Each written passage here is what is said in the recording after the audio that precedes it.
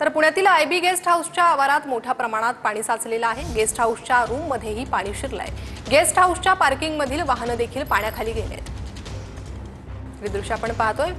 पुण्यातील IB guest house परिसरातील ही दृश्य आहे। तळ्याचं स्वरूप या परिसराला आल्याचं पाहायला मिळतंय। वाहनं देखील पाण्याखाली गेली आहेत।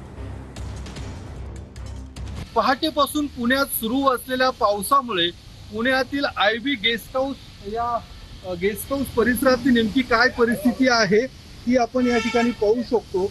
या गेस्ट हाऊसच्या आवारामध्ये मोठ्या प्रमाणात पाणी साचलेलं आहे आणि याच पाण्यामध्ये चार चाकी नंतर दुचाकी कशा अडकलेल्या आहेत आपण या ठिकाणी पाहू शकतो।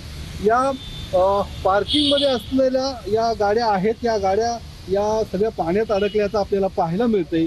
त्यासोबतच या परिसरात जे काही रूम्स आहेत, जे गेस्ट राहण्यासाठी आमदार खासदारांना राहण्यासाठी ज्या काही रूम्स आहेत त्या रूम्समध्ये देखील पाणी गेल्याचं आपल्याला या ठिकाणी पाहायला मिळतंय। आणि हा पाऊस अजून अशाच पद्धतीने पुण्यात सुरू आहे। अजून जर पाऊस सुरू असला तर हे पूर्णपणे पाण्यात अजून हा सगळा जे गेस्ट हाऊसचे इतर रूम्स आहेत त्या देखील जाण्याची शक्यता वर्तवली जात आहे।